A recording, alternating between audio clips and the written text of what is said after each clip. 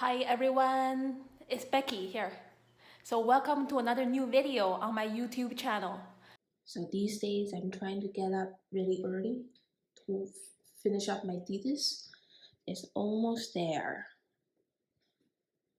I finished organizing 4 chapters and there are 2 chapters left, and that's it. So today in this video, I'm gonna show you my full process of how to sketch a glass jar of red chili sauce made by my mom. And after writing my thesis for the day, I took a walk in the backyard and I found this nice autumn leaf. And I will show you how I sketch it too in my art journal. So this is my current art journal and I've been working on it for about 2 weeks now. I started it on September the 21st, first day of autumn. And I've been sketching on it almost every single day with pen and watercolors. I've been really enjoying this square format. This sketchbook is an Arteza watercolor sketchbook, 8.5 inches square. And here is my current spread. I think I'm gonna sketch the chili sauce jar right over here and the autumn leaf. Not too sure yet. I'm gonna sketch first. Okay, so here is a close look of this jar of chili sauce. And as you can see, the light source mainly comes from my right hand side. So there are a lot of highlights on the right hand side of the jar, including the upper side over here, and there are a couple of hot spots over here. This side of the metallic cap is very shiny too compared to the left side.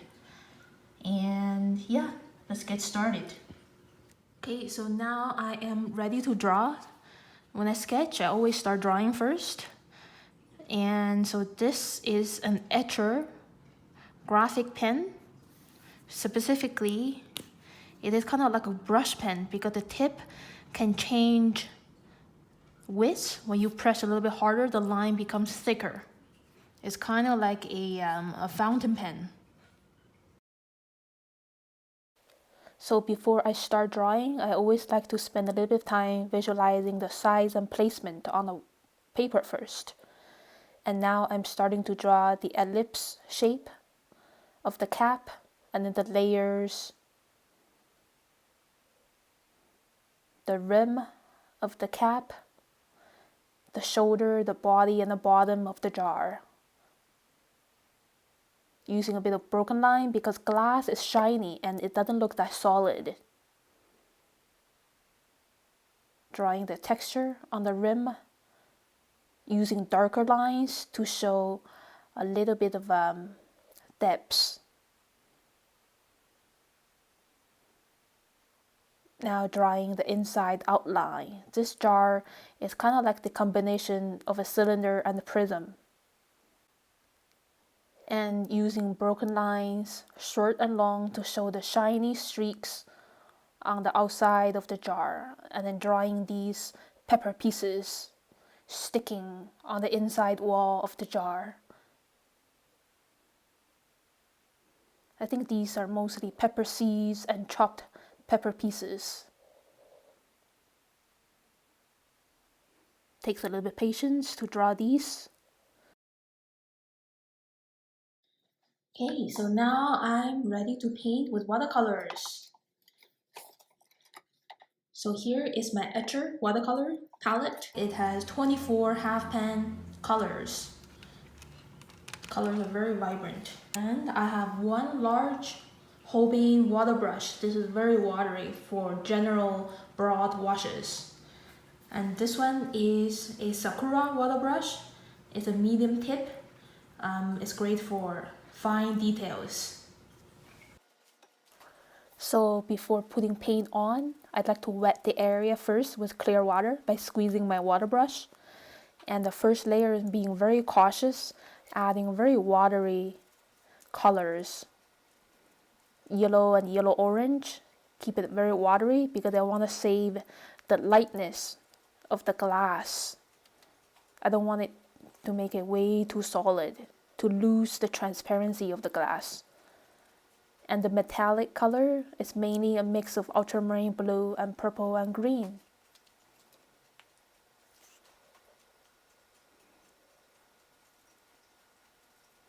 And now wet on wet, a second layer. So this second layer is mainly a mix or blend of orange red. A little bit on the wall too, and then remember to save those little highlights on the upper part of the jar.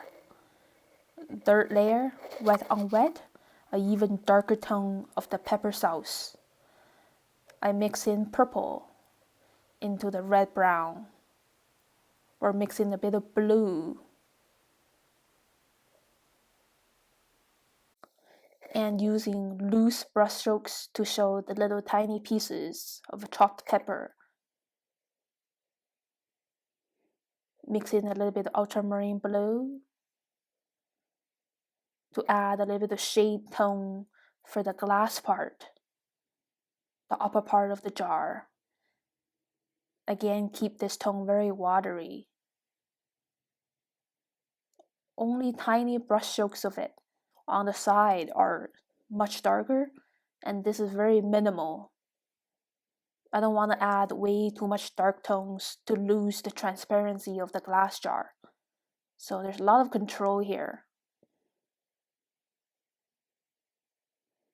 Add a darker tone for the metallic cap. And again, save tiny bits of shiny streaks for the metal.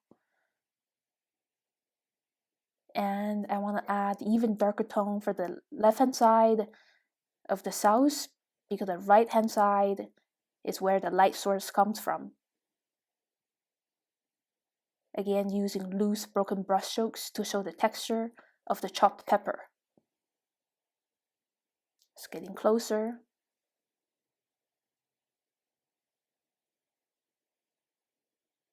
And finally, I want to paint a little platform using blue so the jars stand out better on the page. Paint a quick shadow using a mix of purple and blue. It's not that dark. Glass container shadows are not very dark. Alright, so here's the look of my finished sketch. And as you can see, I don't want to overwork on the glass part especially. I want to preserve the shine by not covering it with too many layers of paint. And the color of the chili sauce actually mirrors really well with the tree color on this side of the page spread. So there's harmony. So I'm putting this leaf on a kitchen towel close to me so I can see the details of the veins and the blendings of colors better. So this is actually a pretty small space, and now I'm visualizing the placement first with hand gesture, and now starting to draw the outline. A lot of zigzags, organic zigzag shapes, and the stem pretty long, like a tail. And observing the veins. These are the three main veins, and the smaller ones, pretty much like branches and twigs. Kind of interesting. Long and short veins. Okay, that's it for the line work. It's pretty straightforward. And now I'm ready to paint with watercolors, again wetting the area first with clear water. First layer, I want to add the lightest and brightest tone, medium yellow, and mixing with a little bit orange, keeping this layer pretty watery.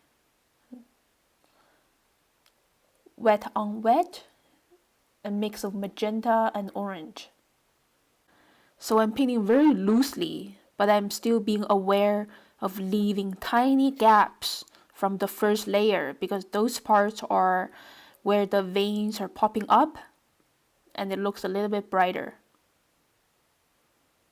Okay, so third layer, I'm mixing a little bit ultramarine blue into the previous color. So it's kind of like a shade color of red orange by mixing in a little bit of ultramarine blue.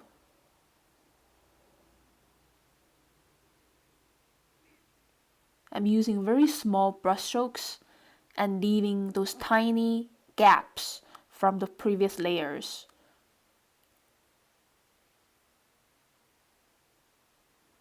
Mixing in even more ultramarine blue to darken the shade color. Okay, so after waiting for these layers to dry up, after about 5 minutes, I'm adding a more vibrant red because I see parts of this leaf need a little bit more vibrant red. So just adding that on, and so when we want to add a fresh color, we'll have to wait for the previous layers to dry completely.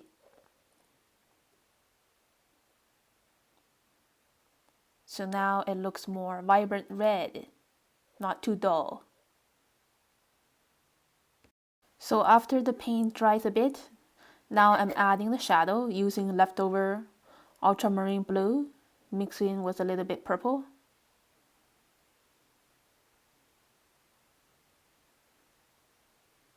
So I'm kind of making up the shadow because sometimes the leaf doesn't cast a very strong shadow. And now I am adding an even darker tone of red purple just to make the leaf pop up even more with a dynamic look of a variety of layers. And here is the look of my finished sketch of the leaf and the whole art journal spread. So I decided to put the leaf right over here so it looks like it's flying out from the trees in this picture. So it's more dramatic looking. And it's also looked really interesting to be behind this coffee cup. And so I try to solve the problem of the rest of the page composition by drawing two rectangular frames. I think I'm gonna sketch the view outside my windows. These two are very tiny thumbnail size spaces, and it's very easy and inviting to finish. And here's the look of my finished spread. So I sketched the evening sky outside my reading room window and my bedroom window. The clouds are really interesting in the evening. And that's it. So thank you so much for watching my video. If you like my video, please click like and leave me a comment below. Any questions or suggestions, please leave me a comment. And subscribe to my channel for weekly updates. I will see you very soon next time.